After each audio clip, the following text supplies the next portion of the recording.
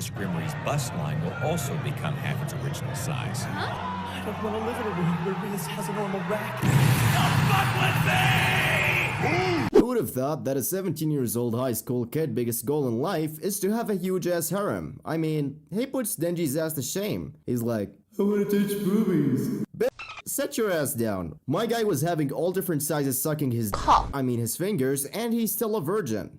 Well, not really. Technically until like the second episode. Honestly, I'm not sure. Scientists are still trying to figure out what the fuck happened in that bedroom and closet. I mean, this guy had all type of searching honeybees rolling up to him and be like, Just put a baby in me, please. Oh, I don't know. I'm in love with you. Oh, we can have a really great life together. So we begin our story with the man who started it all, Issei Kyoto, aka the Risen God. Sin City wasn't. So the story opens up with the main character Issei, and what more beautiful of a shot to start the show than him and his friend Asses dancing out of joy to hold their Excaliburs between their legs. I just love my dog. Look at my brother told me how to taste the bag. Anyways, it turns out that the girls they are watching basically practice kendo, and they whoop their asses. Oh, a redhead is watching. I'm sure she has nothing to do with the plot. Anyway, the next thing you know is Issei walking out of school, and a random girl he has never seen before pops up in front of him, and she's like, I like you. Can we go on a date? And he's like, I want to thank you for your grace and mercy in my life. like, bruh. You have fallen to the oldest trick in the book, but he's like, as long as they're breathing, right? Anyway, they go on a date, and in his mind, he's like, that's gonna be my future wife. We have so much in common. Like, bro, you have known her for like 2 hours. Like, pull your dick out of your ass. Not sure if it can reach there, though. So anyway, she asks him the same old, if I was a worm, would you still love me? But in a different tone. She's like, will you die for me? And he's like, what? I mean, I came to get ice cream. I'm probably get a good night. Get fucked, you little virgin, and chucks a fucking huge sword in his ass. I mean his stomach. Damn, she aimed for the wrong hole. So when he's on the verge of death, he's like, I'm gonna die a virgin. Like, bruh. My man's biggest fear was that he didn't have Puss. Anyway, he hears a voice telling him to rise up.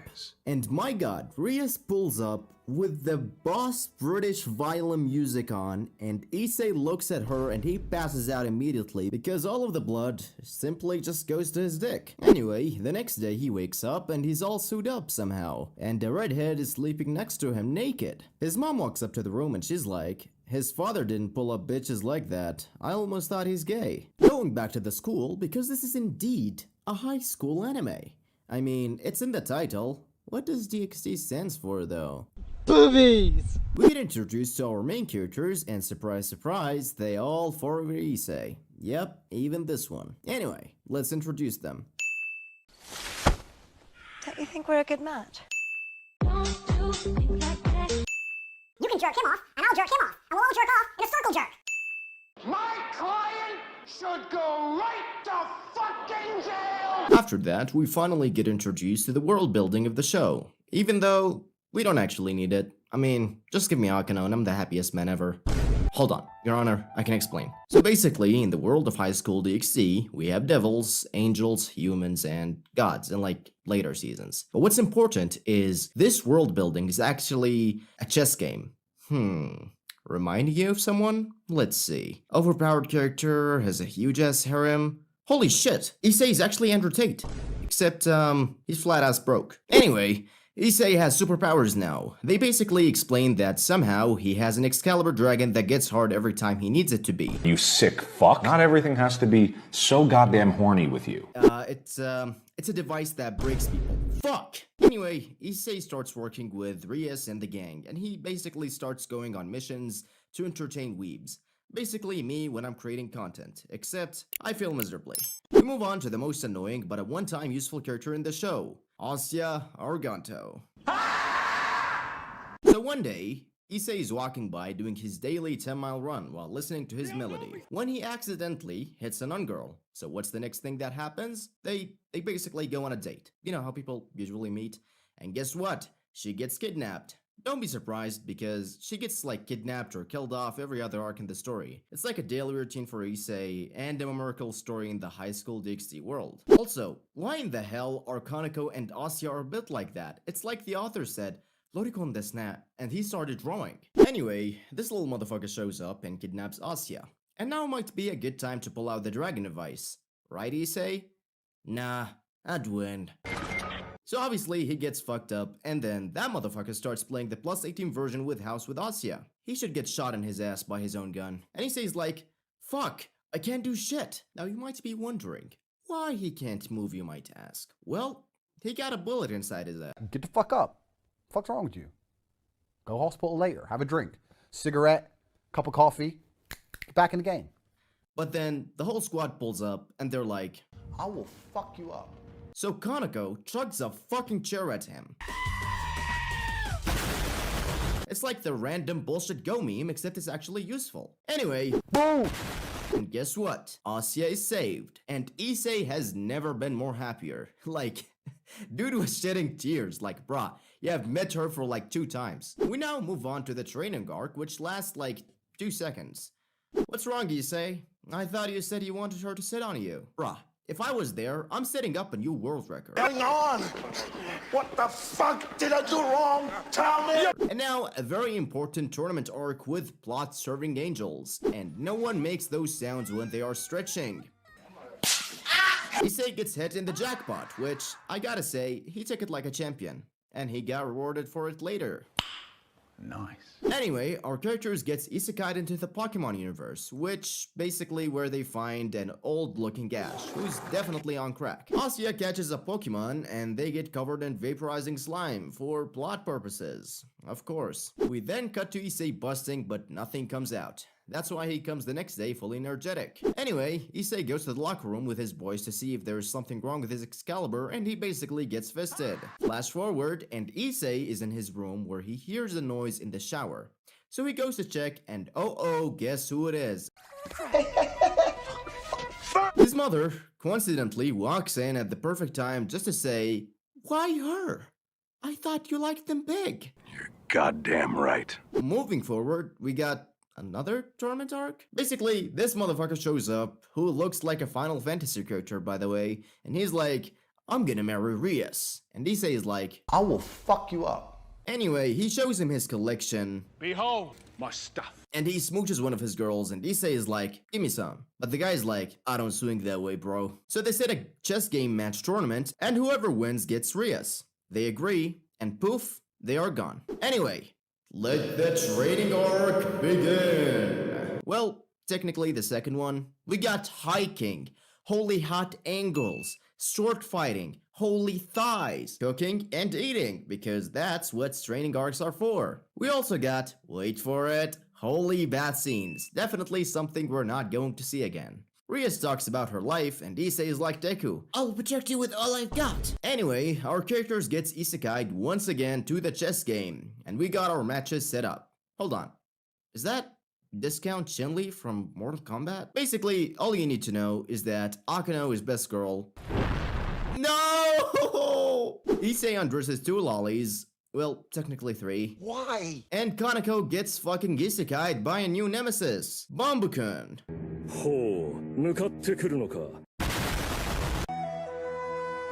Rias throws a couple of attacks but does literally nothing. But our boy Issei squares up, goes toe-to-toe with the guy who asked for Rias' hand, and he gets fucking bodied. Like, bruh, not only did he slip, but he got fucking kneed and beaten so hard that Rias had to step in. Bro is just letting punches fly by. Like, bruh, come here for a second. What the hell are you doing? If you're telling me that Rias is about to get married by a guy like that, I will pick you up with one hand by your titty.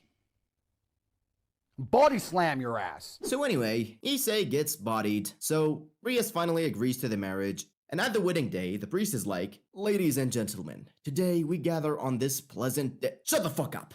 Rias, baby, I'ma bust us out of here. But the prince was not having it. He was like, Rias is going to be added to my waifu's collection. So they get into a big fight, and Issei finally powers up by throwing holy water on him. Like, bruh, that's a 200 level IQ move right there. Bra played Ghost of Tsushima. Issei finally uses his ultimate form, which lasts like 10 seconds, and he's like, fuck yeah, new world record. He beats him and gets his ass, while Rias and Issei finally smooch while flying to the moon on top of a dragon.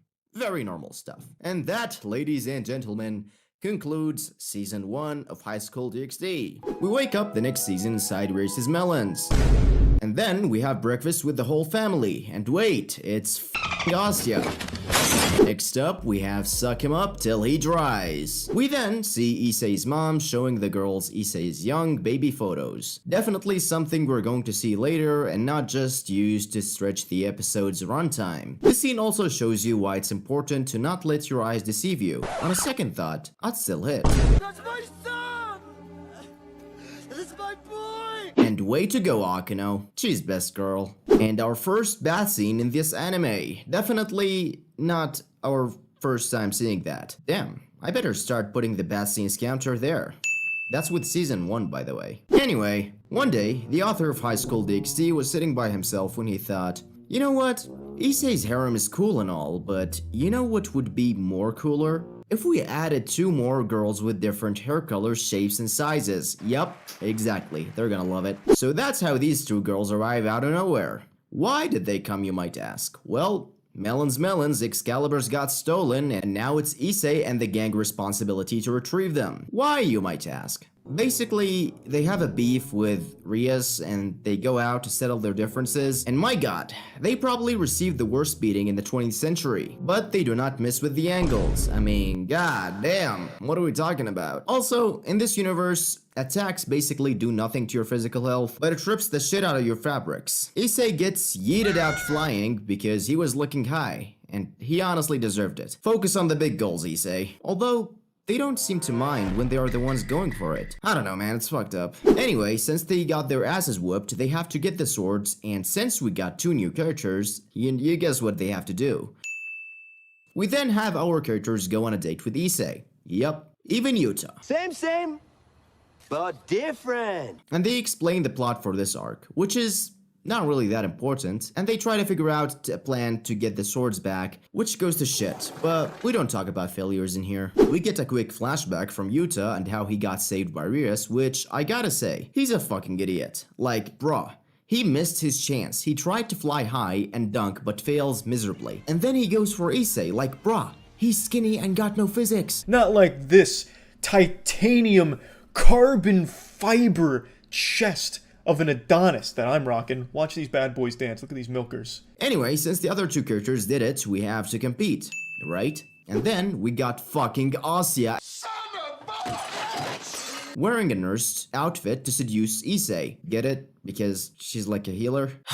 Isn't she like a nun? Oh, hold on, I remember. She becomes a flying demon in the first season. Oh, okay, that justifies jack shit. Aim high, Issei. Anyway, they go on a mission which doesn't go in nowhere, so Rias gets angry and Kaneko gets spanked. Bro, it's not even me. We then move forward to this part, and no one cooks with this outfit, I think. Issei's mother doesn't seem to mind, and she's just happy because Issei has started to aim high. Yup, very high. This motherfucker returns for the 2nd time, by the way, but I never mentioned that. And he basically takes out the 2 swordsmen with ease. Like, how? Didn't they like wipe the floor with their squad like 3 episodes ago? Dude, the power level is bananas in this anime. But we all know, we are not here for the power level. We are for Akino. Anyway, another villain shows up out of nowhere. Oh shit, it's Dracula. And you'd think to yourself that, oh god, High School DxD is over. But the plot armor comes in and spanks you right in the ass and says, there is 3 more seasons and an upcoming one that has been cooking for more than 5 years. Moving back to the plot, and this villain's name should be Clothes Reaper, because his attacks does literally nothing but rips out clothes, like, Your Honor, take him instead. And what's interesting is that the clothes only gets ripped from the girls. Actually, that question is kind of self-explanatory. They basically, like, don't have the sauce or physics, so it's kind of meaningless. I went too far, didn't I? My bad. Anyway, the animation level increases by 10-fold because holy shit, the physics is incredible. It's like they hired a fucking engineer for the job to calculate every frame. Anyway, the queen of High School DxD drops a fuckload of huge attacks that does absolutely Nothing, because even though she powers up like Goku, it's still meaningless. So yeah, do you remember this motherfucker? Yeah, me neither. But apparently he has all swords. Bra thinks he's Gojo. You're not that guy, pal. Trust me. You're not that guy. But anyway, he gets yeeted out by Issei's feet, which honestly I think he should just call it quits from right there. He got his ass kicked like 3 times, and counting, because he will actually come back. Akano arrives, I said it with an O, I swear. And honestly, she just gets a 10 for the attempt, because we got to see her, sight. Call me a simp, I don't give a fuck. Anyway, Kaneko drops in like Max Elephant, but fails miserably. Okay. Anyway, Yuta pulls out a Zoro and places the 3rd sword between his ass cheeks, mouth. And actually manages to land an attack. Way to go, Yuta. And oh my god, the animation detail level has never been better. It even rivals Demon Slayer. Suck it, Demon Slayer fans. They were happy they got 2 millions in 1 season, and we got 10 from the 1st season and counting. Why have 2 when you can have many? Issei gets a new power-up, and new Evangelion shows up and he kills Dracula, and he just fucks off. Who is this guy, you might ask? We will call him, Issei's second boyfriend, but he's like the silent type. Anyway, you don't really need to know about it. All that you need to know is Akano is safe. Caught you in 4K, Your Honor. In a nutshell, he's a dragon that's the opposite of Drago. But I guess I haven't explained who Drago is. Basically, Drago is like plus, and the white dragon is like minus. Meaning Drago can double and make more of the things, while the white dragon can nullify things. And together they form Hollow Purple. What the fuck does that even mean? Moving forward, a new girl joins because why not? Not Zenobia with the Infinity Stones. Wait, what does these do anyway? Basically, she wants Issei's milk to create new soldiers. Not a bad deal. Anyway, since we don't have a beach episode, we have a cleaning swimming pool episode, and my best girl Akano sucks off Issei. I wish it was me. Shut up, Your Honor. Yuta acts sus. Bro, I would have slapped him across the fucking multiverse. And Rias catches Akano in the act, and they basically do a swimming competition for plot purposes. And my god, I have never loved physics more in my life. That's why I study engineering. But at the end, cleaning the pool never really did anything because they fucking obliterated it. Flash forward, and holy shit, is that Gintoki? Never mind, it's Issei's second shy boyfriend. And bro, you don't look cool at all. You're standing outside a high school with a weird ass outfit. You'll probably get arrested for that. Just saying. And for fuck's sake, Asya, get the fuck out of here. Is that another bad scene? Add it to the counter. Nope, never mind, it's Asya. And oh, Ria's family finally pulls up and her dad is like, hello son, and Issei is like, Hey, Dad! And at this point, I'm just wondering, how big is Issei's house gotta be? Because like, brah. Anyway, another bath scene? Count it up. I wonder why. Yeah, boy. We get introduced to the Chamber of Secrets and we finally have an answer on what is inside of it. It's basically a vampire lolly boy? Why? Just fucking why? Why couldn't we had a B-cup girl who have father issues or a single middle-aged mom who's going through midlife crisis that I can actually fix? Any of those, we would have been fine. Anyway, let the 4th training arc begins. And at this point, they put David Goggins to shame. Fuck, stop showing me Gasper's angles. That's worse than getting cock-blocked. Where's Akano? We now move on to the good stuff. That's what I've been waiting for. That's what it's all about. We finally get introduced to Akano's backstory, and guess what? It turns out she has father issues. What the fuck? Fucking Wolverine looking ass. Anyway, she tells Issei, will you be my daddy? Okay, that was too far. My bad. Anyway, an angel appears and Issei sucks off the sword out of him and Akano sucks him off. And they wrestle for the whole day. God damn, the stamina in my boy Issei is just fucking insane. Next up, we got the sleepover arc, where basically Rias, Akano, and this bitch Asya, she just fucking like sticks herself inside everything. Anyway, they all pull up and they have a sleepover. Nothing crazy happens at all, they just like wrestling. And at this point, I'm honestly just worried about Issei's heart rate, because dude literally had to use his dragon Excalibur device twice in a day. Rest in peace, at this point he won't make it past 30, just like a titan. Flash forward, we now have an important meeting about signing up a peace contract. But everything goes south, we got demons, angels, I don't know what the fuck is that anymore. But never mind, because the people at the meeting will do something about it, right? Oh, they're actually just sitting. Come on. Sign the treaty, baby. I suck your dick. Anyway, Kaneko and Casper gets captured, Issei gives him his blood, Casper gives them the ReZero hands, and he's like, catch these hands. Issei does some fabric redesigning, the white dragon shows up, and basically he challenges Issei to a duel, which he loses. Basically because Issei keeps boosting his Excalibur. Damn. I'm gonna start calling my Excalibur the Red Dragon Emperor, and then say boost. Anyway, the white dragon just leaves. Damn. Issei is attracting both genders. Anyway, Asya comes in and she's like, I was too worried about you. Like, bro. New character comes in and he got the Glock 3000 built in on his arm and he's just showing it off. And he's basically now responsible for their club, I guess? While we woke up the last season with 2 melons, Issei does a boost and they triple miraculously into 6. Actually, 4, because Asya's doesn't count. What? I said, f*** you! And your eyebrows! School is over. You know what does that mean? Hold on. What's up with that girl's forehead? Holy Jesus. What is that? What the fuck is that? Anyway, cue them, boys. We're going on a trip in our favorite rocket ship, zooming through the sky, little Einstein. We now go on the Mugen train ride, which I'm pretty sure was the inspiration of Genshin Impact Star Rail game and where Rengoku got fisted. And we have 2 sides. One group is playing Uno, and the other one is playing Raid Shadow Legends. Oh, brother, this guy stinks! And what the fuck are they feeding this dragon? God, that'll be an interesting fight. I wonder how Issei is going to defeat... Never mind. Hello there. It was a prank, bro. Oh, what's that? We got another bathing scene? Peak plot right there. Wait, what the fuck is Casper doing there? Anyway, new character? Who is this new girl? Wait, what? That's Ria's mom? Oh god damn. Can I have some milk please though? My dad never really got back with it. Bring it over to my plate.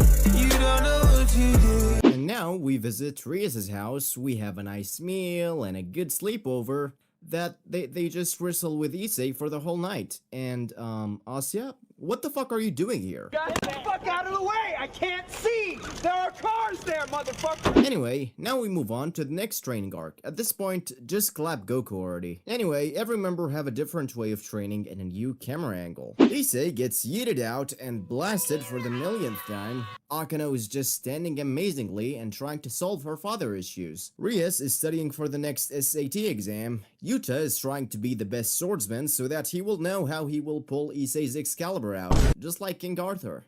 King Arthur came a lot, didn't he? Zenobia is just going all out with the amazing angles. Kaneko is trying to fight Conor McGregor. Shut your mouth, mate! Gasper is just there. And Asya is fucking admiring some rocks. Now, they're minerals! We now have a party ceremony, and Issei is still in his school outfit for some reason. Kaneko goes off for some reason, because we gotta give every character a whole backstory, and yeah. Kaneko has a twin sister now. A Wukong monkey PS5 looking ass pulls up and he bodies everyone. So Issei does what everyone does in this situation. He pokes up Issei's melons to power up. Peak shonen right there. Damn, he hit her with the Yoga Fire touch. Because she's having the heat. Honestly, it could have turned out worse though, because in the Seikon no Koisuru universe, we have the main characters sucking the melons to power up, so yeah, I don't know if we should call that a miss or a hit. I would sure power up on Reese's mom though. My Excalibur would literally arise. Going back to the castle, we now get introduced to the Marvel universe because we got a blue-haired emo Loki looking ass pulling up out of nowhere and he's like, Ain't ready for the big man slap. I got a big hand. He summons up some fairies, but they all get yeeted out, so never mind, because he gets sealed like 2 seconds after his entrance. Going back to Issei's POV, and now he's in an Evangelion, and he basically isekais Kaneko's twin with one punch. But he pulls his fist back at the last second, because he's such a cock. And my god, Another bathing scene? God damn. For plot purposes, obviously. Hold on. Who the fuck brought Asya in here? Bring Grease's mom instead. Anyway, look who's back. Loki, who summoned the Dragon Ball's dragon along with some wolves. If one wasn't enough, how about 3? Anyway, Issei dies, everyone cries, but never mind, he's actually alive. Issei lifts up Thor's hammer because he's worth of pussy, and then he fists Loki with all of his might, and he sucks the hammer up just like Akano sucked him off in the last season. And we get to see Kaneko's twin sister again, where she only stays for 10 seconds along with some other characters who honestly have no clue about who they are because I was too focused on Issei's mom. And hold on, is that Goku? Nah, of course not. He's just a knockoff who will get his ass handed to him later, but we don't talk about failures in here. We get sent back to the Star Rail train, and Issei returns to his school life where he has to also study for his SAT exam. And holy physics, do I not comprehend the physics in here, but I'm all here for it. Anyway, he actually goes on a date with Akano. Best arc right there with best girl, but unfortunately it doesn't last long because he gets double cock-blocked by Akano's dad and his own harem with what the fuck is Casper doing in here? Anyway, we get introduced to her backstory and how she met Rias, which is peak storytelling by the way, even though Yuta explained to us the same thing literally 1 season before. We then move along to Akano feeding Issei and doing the same old bait where she gives you the spoon of food only to fake it and give you the spoon of love. We all had that, right guys? Zenovia's childhood Cinderella's friend joins the harem, the school club, obviously. We then have a nice date with Issei, and never mind, because it's actually Asya. Some weird ass prince comes out of nowhere and proposes to Asya. Fucking light Yagami's looking ass. Anyway, that doesn't really matter. Also, why in the fuck is everyone interested in Asya? Aim high, people. When are we going to have Reese's mom proposal arc? Anyway, Issei gets locked up and plays house with the whole ass harem. We then move on to everyone celebrating Asya finally getting to fuck off from the group because she's useless. I feel so sorry for you, Walt. Fuck you. And also, from this point on, Kaneko likes to sit on Issei's lap and make cat noises because she's indeed a cat.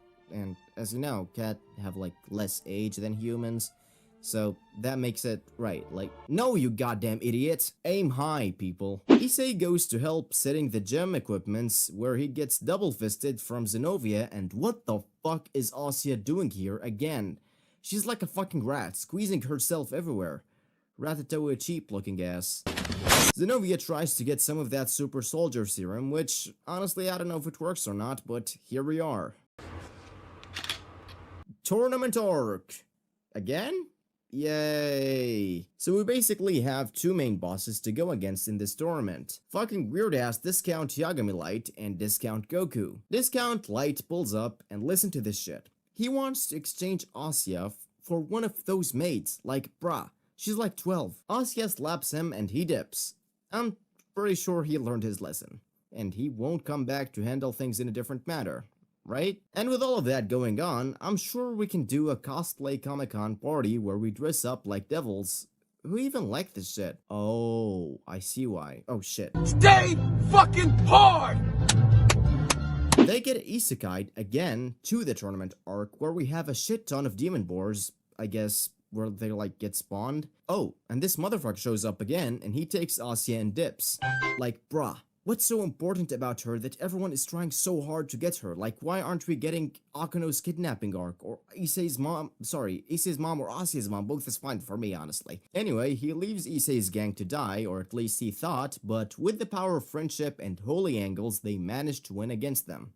Also, Issei does the Uno flip card, and he's like, I will take each one of you on a date. Like, goddamn, his dick must be like a Hoover Deluxe.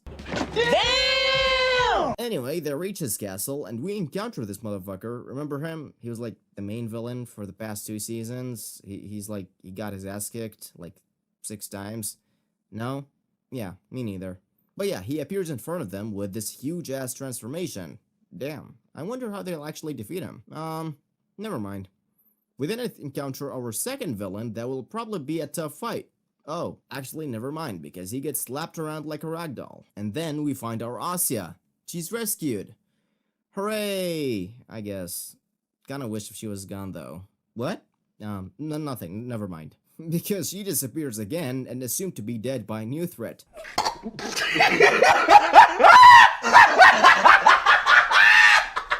Anyway, who this new threat, you might ask? His name comes from the anime where we have a baby demon called Beelzebub. Anyway, you don't really need to know him because he's only with us for like one episode. Why, you might ask? Well, because everyone is just so fucking useless now. Then they all care for Asya, which forced Issei to go berserk mode and power up for the second time, which then he eradicates him out of existence.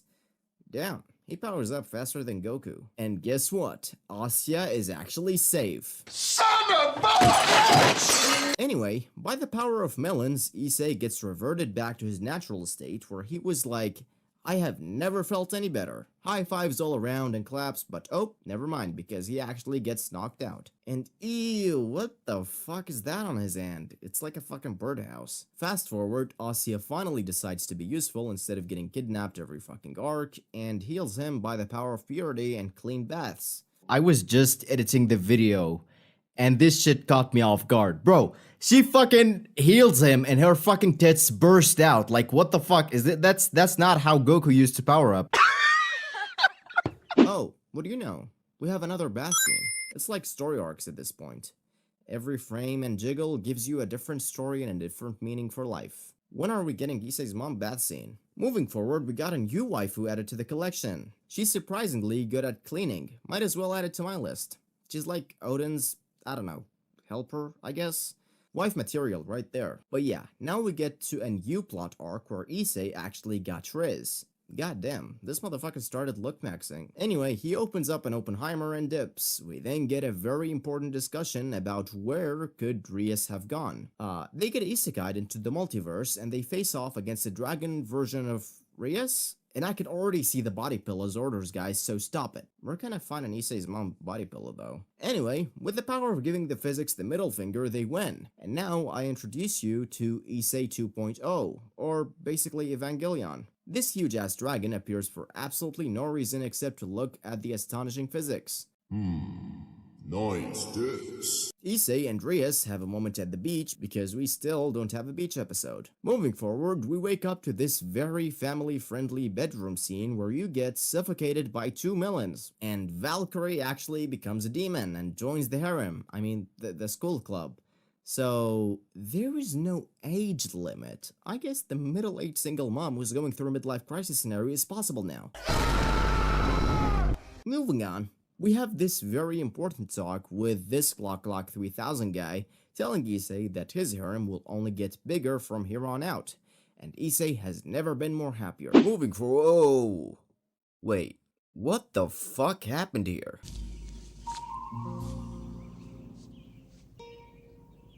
What the fuck is this piece of shit? At least they didn't decrease the melon sizes. I mean, the physics is kinda odd, but we'll grow on it. But anyway, we get a really wholesome family dinner, and brother, we gotta stay focused, oh lord. We then have a proposal from Asya's dad to Issei to get his ass kicked from Discount Goku for a squeeze from his wife, and Issei says yes. We'll do it live. Okay. No. We'll do it live! Fuck it! And he basically gets his ass whooped. On top of that, Rias decides to be a piece of shit. Why, you might ask? Well, when he was performing the dragon song, Rias asked him the same old, "What does our relationship means to you?" and "Stop calling me president," and so on, which I guess he fumbled it. What a dumb bitch. You would think that after he had a harem for 3 whole ass seasons, that he would know how to speak to women, but I guess not. Anyway, we don't need to worry because we still have Akano, right?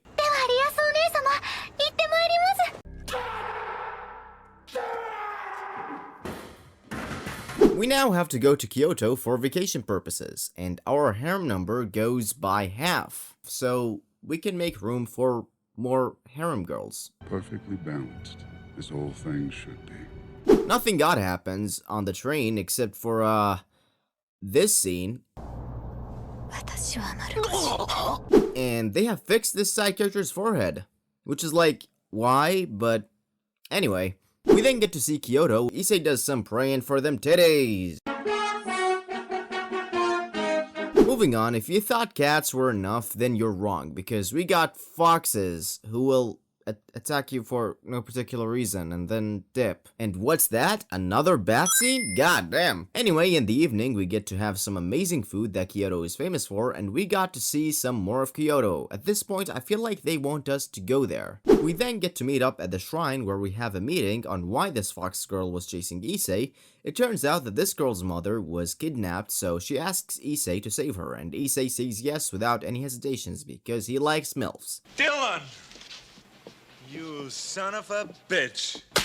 Moving forward, we got another bath arc because it's part of character's development, and it's even better because we got our girl Akano. And oh, here we are trapped in a closet. I wonder why. Riddle me this, Batman. Basically, that scene in Evangelion, except they actually ask him to put a baby in them, which honestly, I don't know what the fuck happened in that closet, or what happened in Evangelion, to be honest.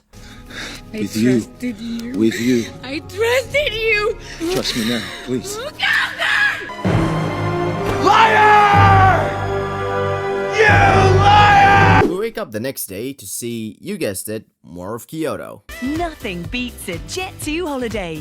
And right now, you can save £50 per person. Anyways, while our characters are walking in beautiful Kyoto, a new threat appears and our animation budget runs out of coloring, and oh my god, it's fucking Bumblebee and Kyoto, and they are the ones responsible for kidnapping the mother. They fight for a bit, and you guessed it, they dip. Anyway, we move on to our main character and his harem talking about how to save the foxy hot mommy mother. And we get to see Asuka's transportation map. Plot twist, the whole season is to get you to visit Osaka. The fox girl decides to jump on Issei's back. We see some one-way fights where Issei basically charges up a huge punch and boom, that one strong villain that dipped 2 episodes ago is gone. Next thing you know, we see the mother fox pulling up next to 2 dudes with this outfit, which is very beneficial to the plot, and holy cow, did her melons get bigger? She turns into a giant fox, because why not? At this point, we only need a Bankai and we will be able to complete the Big 3 trilogy. Next thing you know is Issei's classmates pulls up out of nowhere and transforms into a huge ass snake.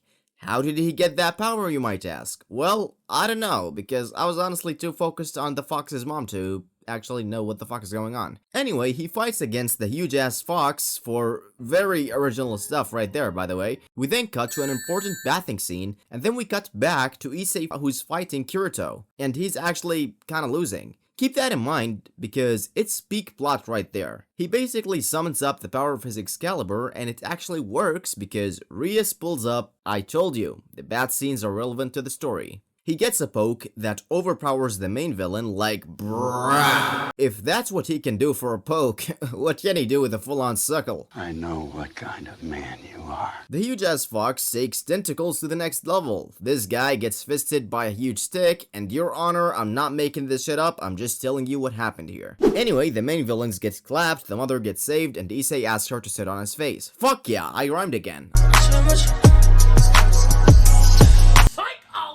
As always, he fumbles it, and he cries himself to sleep. This is not how this was supposed to go! Moving forward, we got Issei teaching children about the benefits of melons, and the final tournament arc is about to go down.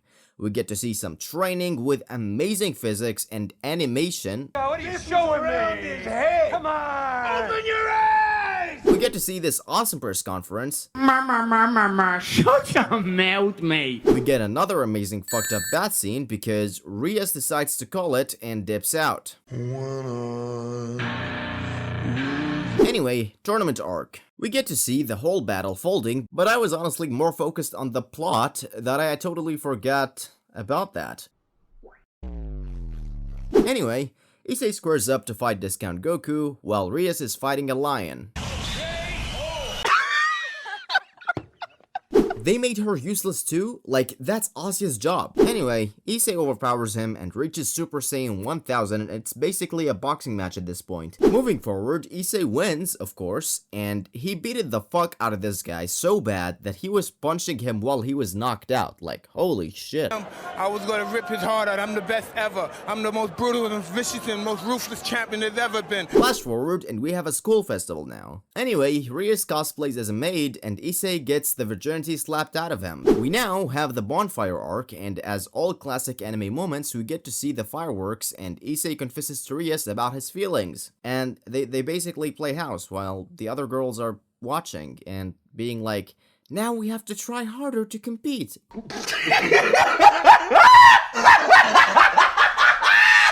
And that sums up season 4. My granny called, she said, Travis, you work too hard. I'm worried you forget about me. You thought I was done? Hell nah. Because we're doing the OVAs and the specials, baby.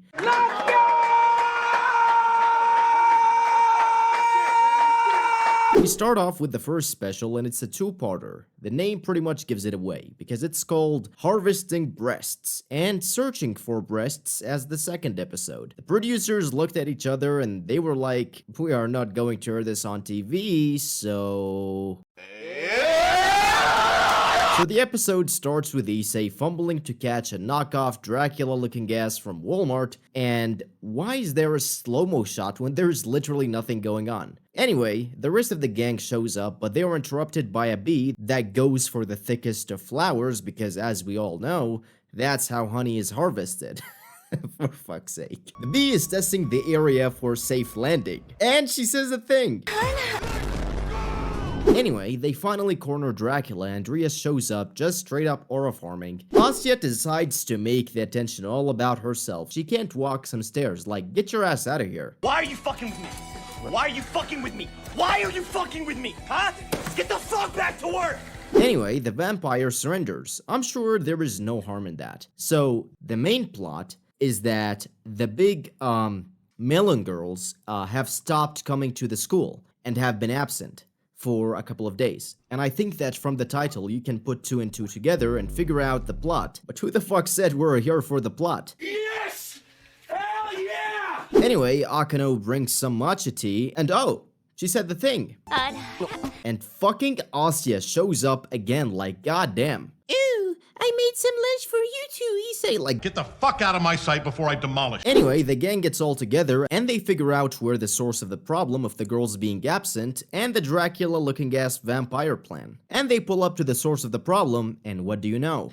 It's a flower of life that a dinosaur head comes out of and pretty much takes the life out of the source of life. Here's the plot twist though. They said the big melon girls were absent.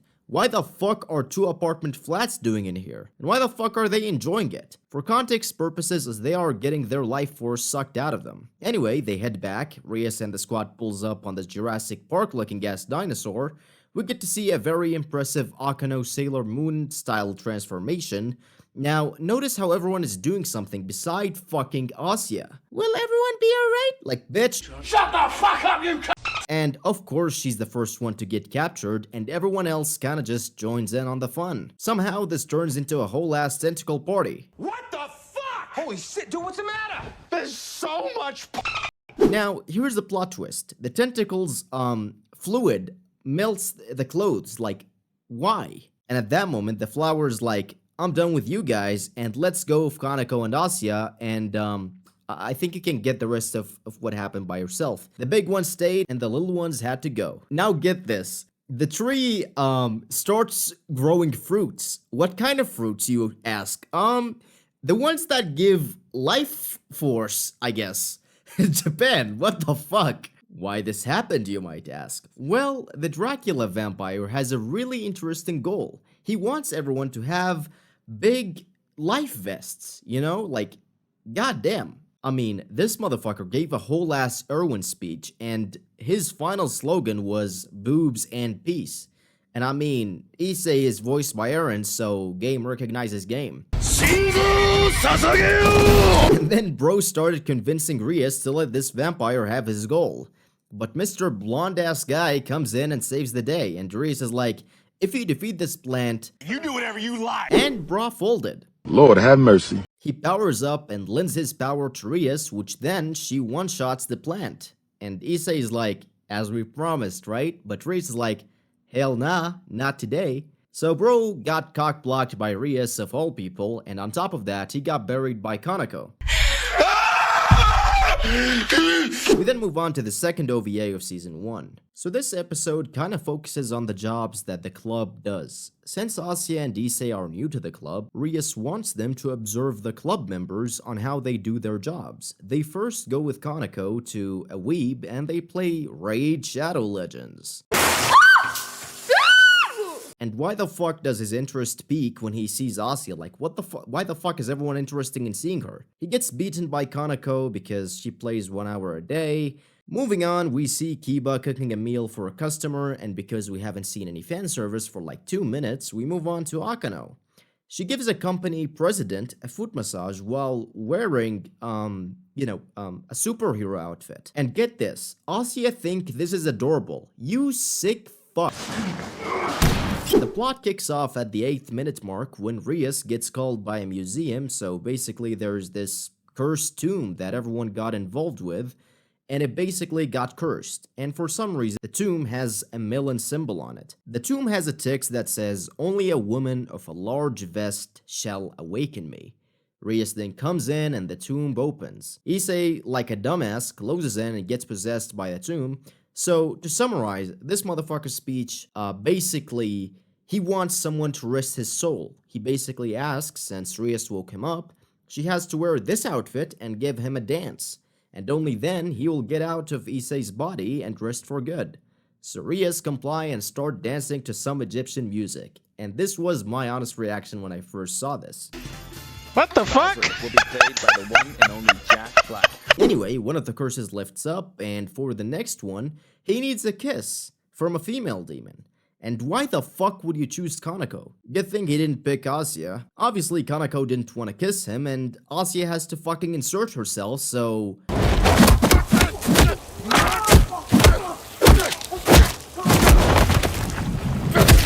Anyway, the second curse gets lifted up, and for the final one, he has to take a motorcycle ride on Akano. She has the classic Harley Davidson, so, you know, he wants to ride the bike.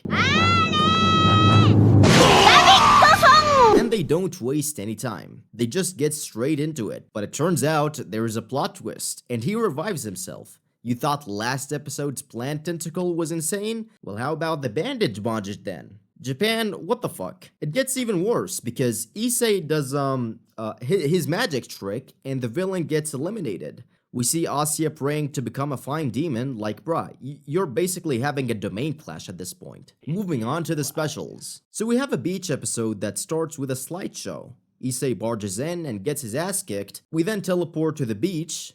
Bruh, ain't no way Kiba is rocking the Speedos. Like, my guy, what the fuck are you wearing?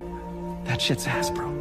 We have some questionable physics suit downs, and that's where Nikkei draw their inspiration from. Anyway, the gang starts swimming. Hey, yo! I want to oil you up. What the fuck does that mean? As you might have guessed it, Issei starts his mission, but this pretty much gets escalated into a Diddy party.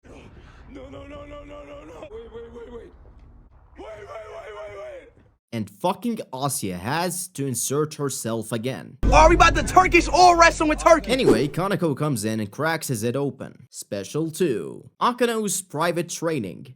I think from the title you can guess what's the plot about. So, they basically have some water resistance training, some first, human aid breathing help, and Akano saying "garara" every 5 seconds. It's pretty much the whole package. Akano being the best girl she is, she makes a parfait for him. But this motherfucker hands are more slipperier without the oil, so he knocks it out. You guessed it. But Akano is a pro at this shit. She saw it from a mile away. So she was like, well, we can't let this food go to waste, so he gets to work. Motherfucker buried his head first, literally like a cave explorer. I definitely don't want to miss out on 19 inches of venom, you know. But since we can't have anything good in this world, it turns out to be a dream, and out of all the comfort zone you could have gotten into, you get fucking Asya. It's you! It's you! Yeah.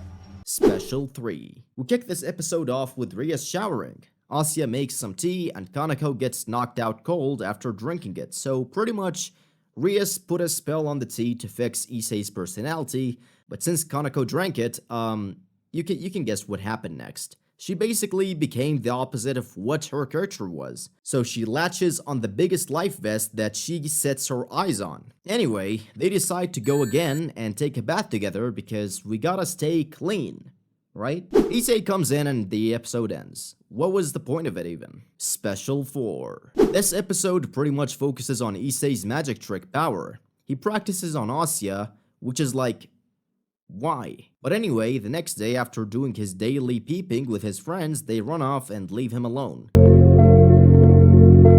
He runs off, but the girls catch up to him, and he put 2 and 2 together. He actually pulls off his magic trick on them. He heads back to the club and he calls it a new magic power. He pulls off his magic trick on Akano and Rias, and that's how the episode ends. Special 5. I don't know how to explain this episode, but I'll try. So basically it's called making udon. It starts off after the other team lost to Rias' team, so they have to make udon. But they can't finish it yet, so Rias and the gang offer to help by mixing udon with their feet, and I think you can guess who this episode is for, so I'm not saying anything. I know what kind of man you are. Anyway, they cut the udon and put it on fire. Asya, being a dumb fuck, she knocks out the udon on top of her. Why are you fucking with me? Why are you fucking with me? Why are you fucking with me? Can you guess what happened next? After the udon got ready, they just ate it and call it a day. Right? Right? Nope. It turns out the udon was alive, and it turns into a fucking tentacle mix. Japan, what the fuck? I don't want to even talk about the end credits arts, because it's basically udon with a plot twist. Special 6. Fuck this special. It's basically Asya wanting to be evil and throwing herself on Issei and making it about herself. Again. Moving on to the Season 2 specials. The episode is called Wrap Your Breasts. I feel like when they wrote down the title, they wanted you to be prepared for what's gonna happen next. So this is a 20-minute episode. It starts off with a monster that steals the Under Armour of girls, and the gang pretty much baited him to take Asya's, and they pull up on him. Just as they were about to destroy the monster, Asya was like, "No, my undies are in his mouth. Like, girl, you know you can get new ones."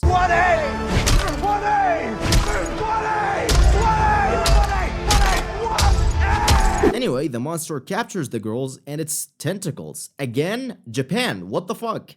You can't keep getting away with it! I swear if Asya didn't exist, 90% of the gang problems would be gone. Anyway, it turns out this monster is controlled by Walter White.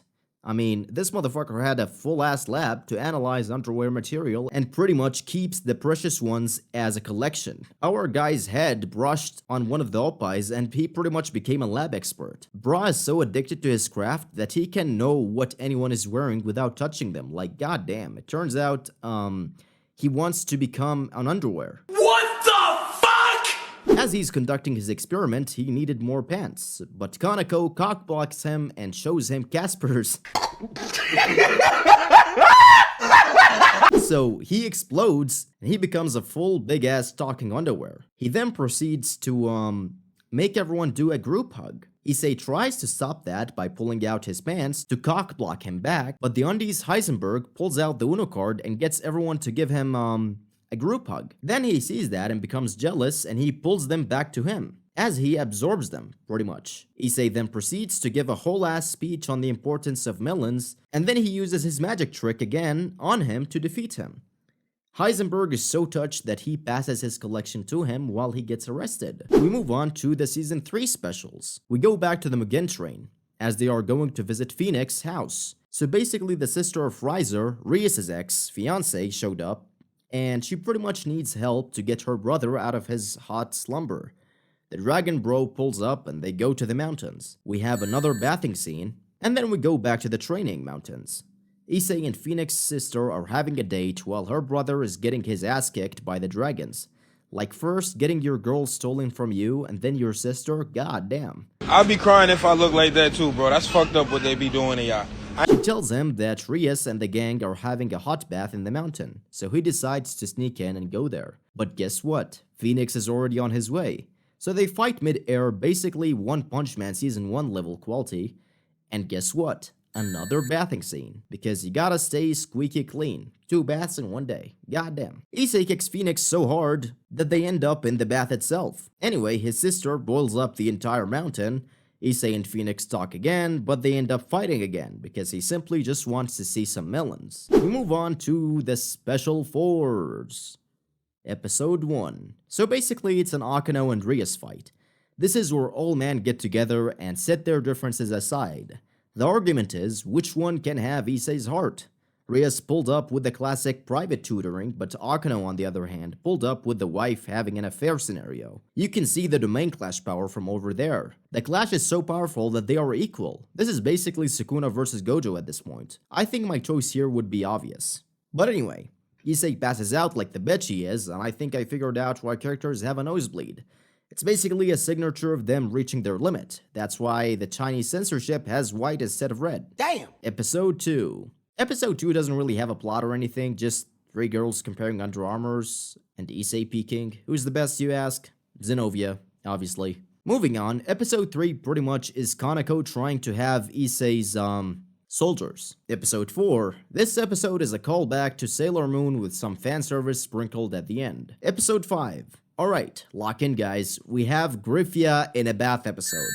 Add it to the counter. Griffia is pretty much the GOAT. She's like Rias' sister. She's like basically top 3, easy. And as I said, she's Rias' sister, which is like, you've seen the source, right? Rias' mom. Genetics did their works. Rias pulls up and she's like, bruh, you gotta fight me to get Issei. But Issei, being the good man he is, puts himself in front of the attack and passes out. Solid episode, 9 out of 10. Episode 6. You know how I said top 3 on Griffia? Well, that also goes for Rosewise. Basically, it's Issei studying and Rosewise wanting him to pass, so she doesn't want him to fail. Because every time he's about to do a move, she's worried that he might use his magic break and sees her and then he would fail.